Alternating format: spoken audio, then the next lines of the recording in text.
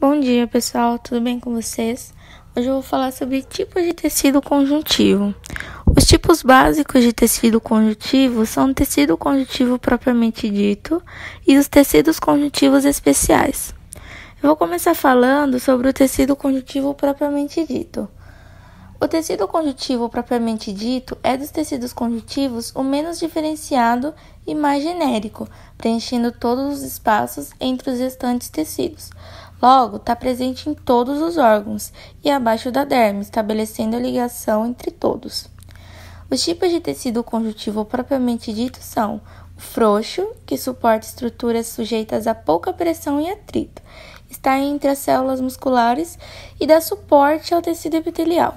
E o denso, que oferece resistência e proteção aos tecidos. A sua constituição é a mesma do tecido frouxo, só que possui um número menor de células e bastante fibras colágenas. Os tipos de tecido denso são o não modelado, que possui mais tecidos e menos células, e o modelado, que é bem moldado. Agora a gente vai passar para os tecidos conjuntivos especiais. Eu vou começar falando sobre o tecido cartilaginoso. Aí, como vocês podem ver, em vermelho está a articulação do joelho, um exemplo de tecido cartilaginoso. O tecido cartilaginoso se encontra nas orelhas, traqueia, nariz, discos intervertebrais e a superfície das articulações. Tem substância intercelular formada por um ácido chamado condroitínico sulfúrico e é formado pelas células condroblastos, que são as jovens, e condrócitos, que são as adultas. E não possui inervação e nem vascularização. Por isso, a regeneração desse tecido é muito difícil. Agora a gente vai passar para o tecido ósseo. O tecido ósseo é formado por uma substância intercelular calcificada. As células típicas são os osteoblastos, os osteócitos e os osteoclastos, que são responsáveis pela limpeza e regeneração, caso ocorra alguma fratura. A estrutura característica são os canais de Havertz, que vocês podem ver aí na imagem.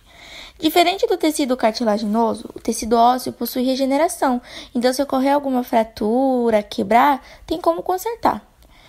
Agora a gente vai passar para o tecido adiposo, que é formado por adipócitos, que acumulam muita gordura. Esse acúmulo vai favorecer a regulação térmica, reserva de energia e proteção contra choques mecânicos, que são batidas, por aí vai. Vamos passar agora para o tecido hemapoético. Tem como função produzir as células sanguíneas. Então, ele é um tecido que produz células. As células para o outro tecido, que é o próximo, o tecido sanguíneo. Existem dois tipos de hemapoético. O mileoide, que está dentro dos ossos, formando a medula óssea, e o linfóide, que está principalmente no timo, no baço e nos gânglios, que vão formar outros tipos de células sanguíneas. Agora, por último, a gente vai falar sobre o tecido sanguíneo.